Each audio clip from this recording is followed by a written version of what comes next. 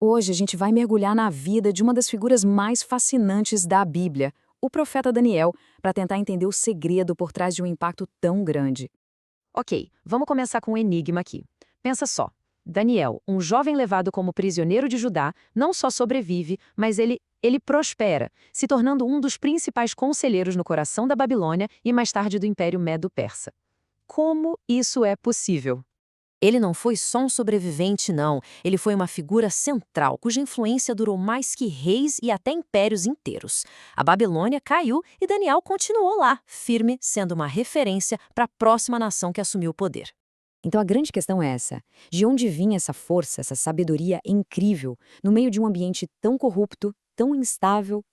A resposta não está na sua habilidade política, mas em algo muito, muito mais profundo. Bom, a primeira pista para o segredo de Daniel não está em um único evento espetacular. Está em um hábito. Um hábito diário, disciplinado, que era a base, o alicerce de toda a vida dele. E o número que define esse hábito é este aqui, 3. Daniel orava 3 vezes ao dia, todo santo dia. Isso não era negociável para ele. Era uma parte tão fixa da sua rotina quanto o sol nascer.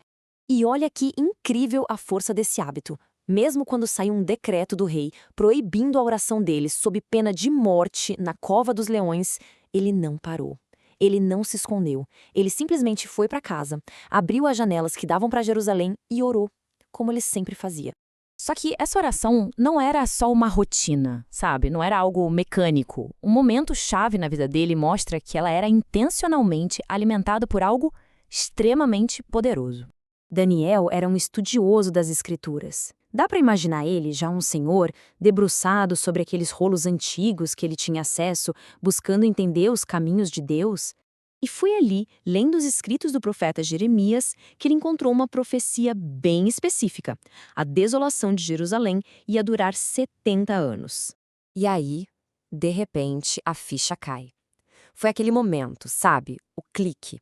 Ao conectar a profecia com a sua própria linha do tempo, Daniel percebeu que os 70 anos estavam quase no fim. A promessa de Deus estava para se cumprir. E o que ele fez com essa descoberta? Ele não cruzou os braços e pensou: ah, legal, agora é só esperar. Pelo contrário, isso jogou ele de joelhos, uma das orações mais intensas que a gente encontra na Bíblia. Isso nos mostra que entender as promessas de Deus é o combustível para a oração, não substituto para ela. Agora, vamos dar uma olhada de perto na anatomia dessa oração. Vamos dissecar os componentes dessa conversa que ele teve com Deus lá no capítulo 9 para entender o que a torna tão poderosa. A gente vê que a oração dele tem uma estrutura bem clara, bem poderosa. E olha, não é uma lista de desejos, não. É um diálogo cheio de reverência, que começa reconhecendo quem Deus é, muito antes de apresentar qualquer pedido. E aqui tem um detalhe que é impressionante: a humildade dele. Pensa bem, Daniel era um homem justo, mas ele se inclui no pecado do povo. Ele diz: nós pecamos. É o oposto total daquela oração de quem se acha melhor que os outros. A base do apelo dele não era: ah, nós merecemos ou nós fomos bons. Nada disso. Era tudo sobre quem Deus é, a sua fidelidade e a sua imensa misericórdia. O foco era totalmente em Deus, não no homem. Beleza. Então, o que a gente tira disso tudo? Qual é a grande lição dessa conexão tão forte que Daniel tinha com Deus, que continua tão relevante para a gente hoje? Olha só, o segredo não era uma coisinha só, mas essa combinação poderosa aqui. Disciplina consistente, um alicerce firme nas escrituras, uma humildade genuína e, acima de tudo, um foco na glória de Deus e não nos próprios interesses. E isso nos deixa com essa reflexão final. Se a oração de um homem no cativeiro, com essa atitude, teve o poder de influenciar impérios e mudar o curso da história, qual é o potencial que esse mesmo tipo de oração tem para o nosso mundo e para as nossas vidas hoje?